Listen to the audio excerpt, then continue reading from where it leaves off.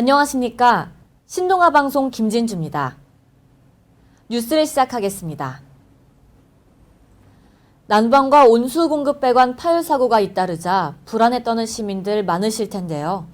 20년 이상 노후 배관이 전체 배관의 3분의 1에 달하고 백석역 열수송관 파열 사고 부위와 같은 방식으로 조립된 배관 이음부도 400개가 넘는 것으로 드러났습니다. 긴급 점검을 실시한 결과 이 가운데 이상 징후가 포착된 곳은 203곳이나 됐습니다. 이 가운데 16곳은 배관이 설치된 곳과 주변의 온도 차이가 커 누수와 사고 발생 가능성이 큰 것으로 확인됐습니다. 사고 가능성이 높은 곳 가운데 5곳은 굴착을 통해 확인했고 누수가 일어난 한 곳은 배관을 교체했습니다. 백석역 파열 사고를 일으킨 것과 같은 방식으로 용접된 배관 부분도 443곳에 달하는 상황입니다. 내년까지 모두 보강 또는 교체할 계획이지만 당장 언제 사고가 발생할지 몰라 주민들은 불안에 떨고 있습니다. 지역난방공사는 당장 이상 징후가 있는 203곳에 대해서는 내년 1월까지 정밀 진단에 나설 방침입니다. 하청업체 비정규직 직원이 일하다 숨지는 안타까운 일이 또 발생했습니다. 태안화력발전소에서 설비에 끼어 숨졌는데 사고가 난 지 5시간이 지나서야 발견됐습니다. 2인 근무 원칙이 있었지만 홀로 일했습니다. 고용노동부는 한국서부발전 태안발전소에 대해 특별감독에 착수했습니다. 태안발전소는 지난 11일 석탄 운반용 컨베이어 벨트에 끼어 하청업체 노동자 김용균 씨가 숨지는 사고가 발생한 곳입니다. 노동부는 또 사고 사업장과 작업 방식과 설비 등이 비슷한 발전 5개 기업 본사와 석탄화력발전소 12곳을 대상으로 긴급 안전보건 실태 점검을 벌입니다. 특별감독은 근로감독관과 안전보건공단 전문가 등 22명을 투입해 사업장 안전보건관리 실태를 감독하는 방식으로 진행됩니다. 서울 강남구 한복판에 있는 15층짜리 빌딩에서 붕괴 위험이 감지돼 관계기관들이 합동점검에 들어갔습니다. 입주민들에게는 퇴거 명령이 내려졌고 긴급 안전조치에 따라 건물은 자정부터 사용이 금지된 상태입니다. 2층 원형 기둥이 부풀어 오르고 단면에 손상이 있는 등 문제가 발견된 이 빌딩은 1991년도에 준공된 건물로 사무실과 상가 등 90여 곳이 입주해 있었습니다. 일부 벽에서 균열이 확인되는 등 준공 후 30년이 지나지 않은 건물에 붕괴 조짐이 나타나 부실 시공 가능성이 거론됩니다. 실제로 긴급 점검을 벌인 외부 전문가들은 건물의 안정 등급을 최하위인 2등급으로 평가했습니다.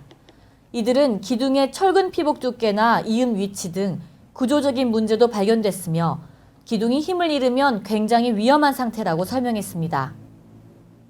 강남구청 측은 이번 주 버팀목을 설치하는 등 응급 보강 작업을 진행하면서 2개월간 정밀 안전 진단을 할 것이라고 밝혔습니다. 한편 이 빌딩을 관련법에 따라 재난 발생 위험성 등으로 계속적으로 관리할 필요가 있는 제3종 시설물로 지정했습니다. 김정은 북한 국무위원장의 연내 서울 답방은 사실상 무산됐지만 청와대는 내년 1월엔 김 위원장의 답방을 성사시키겠다는 방침입니다.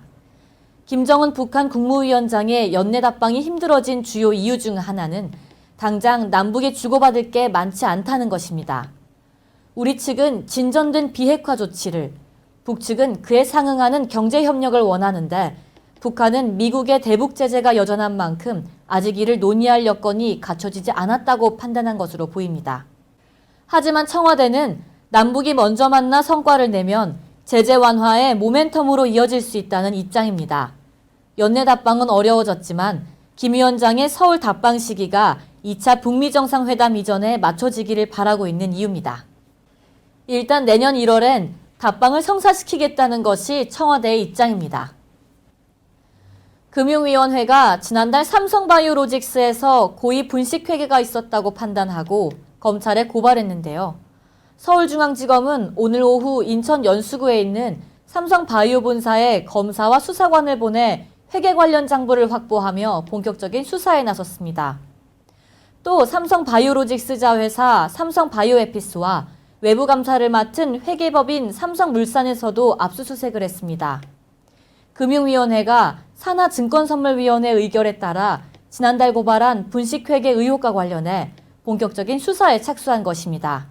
증권선물위원회는 삼성바이오로직스가 2015년 말 자회사인 삼성바이오에피스를 종속회사에서 관계사로 회계 처리 기준을 변경하는 과정에서 고의분식회계가 있었다고 결론을 내린 바 있습니다. 증권선물위원회는 앞서 지난 7월 삼성바이오로직스가 미국 바이오젠과 삼성바이오에피스의 콜옵션 계약을 맺고도 고의로 공시를 누락했다고 판단해 고발하기도 했습니다. 이날 압수수색 대상에는 삼성물산도 포함됐습니다. 분식회계 의혹을 넘어 삼성물산과 제일모직의 합병, 나아가 이 부회장의 승계 과정의 연관성 수사로 확대할 가능성이 큰 것으로 보이는 대목입니다. 2015년 제일모직과 삼성물산이 합병됐는데 당시 삼성이 이 부회장에게 유리한 방향으로 합병 비율이 정해지도록 제일모직의 자회사였던 삼성바이오로직스의 가치를 실제보다 부풀렸다는 의혹이 이미 제기된 바 있습니다. 검찰 관계자는 합병 과정 수사 여부와 관련해 미리 말하지 않겠다며 긍정도 부정도 하지 않았습니다. 지금 폴란드 남부 도시 카토비체에서는 유엔 기후변화협약 총회가 열리고 있습니다. 세계 각국이 모여 지구온난화를 막기 위한 대책을 논의 중인데요.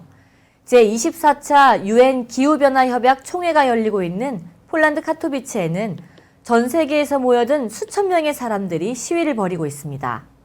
이들은 기후변화와 관련한 더 강력한 규제를 촉구하고 있습니다. 시위대는 라틴 아메리카의 농민들, 아시아의 환경운동가들 등 다양한 층의 사람들로 구성됐습니다.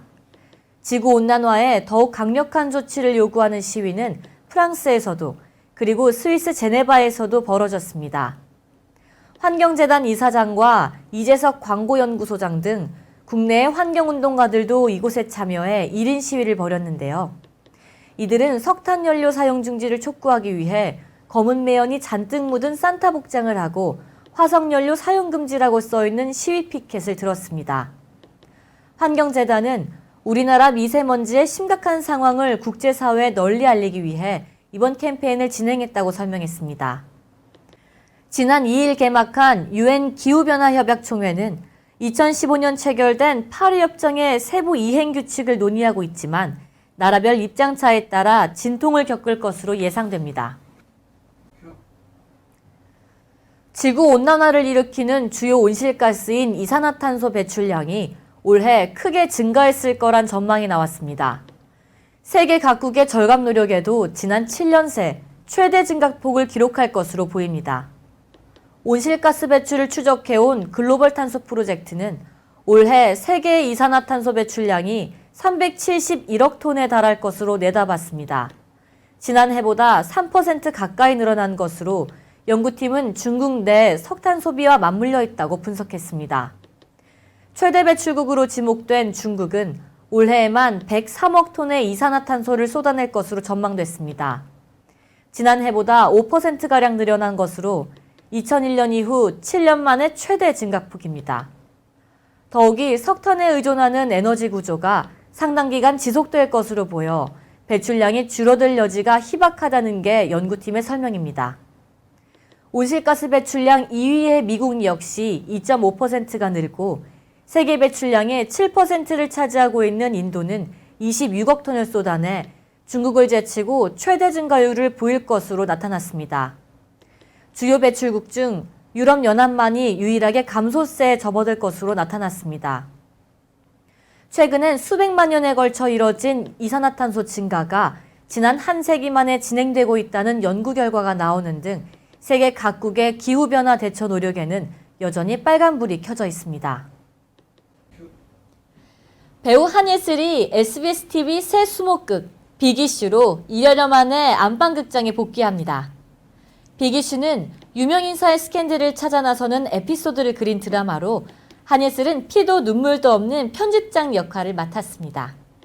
드라마 연출은 타짜, 보스를 지켜라 등을 만든 이동은 PD가, 극본은 리셋, 용파리 등을 쓴 장영민 작가가 맡았습니다. 첫 방송은 내년 2월입니다. 한국 남자 피겨의 간판 차준환이 피겨퀸 김연아에 이어 한국 선수로는 사상 두 번째로 그랑프리 파이널 메달을 목에 걸었습니다. 차준환은 캐나다 밴쿠버에 열린 2018-2019 피겨스케이팅 그랑프리 파이널 남자 싱글에서 쇼트와 프리스케이팅 총점 263.49점으로 동메달을 거머쥐었습니다. 시즌 성적을 합산해 상위 6명만 출전하는 왕중왕전 그랑프리 파이널에서 남자 한국 선수가 메달을 딴 것은 차준환이 처음입니다. 텍사스 레인저스 추신수의 트레이드 가능성이 다시 제기됐습니다. MLB.com은 10일부터 열리는 메이저리그 윈터 미팅 현안 등을 분석하며 트레이드가 가능한 선수의 추신수를 거론했습니다.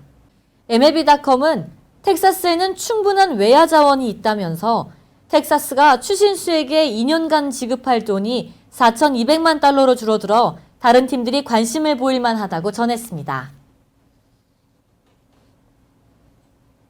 지금까지 시청해주신 여러분 고맙습니다.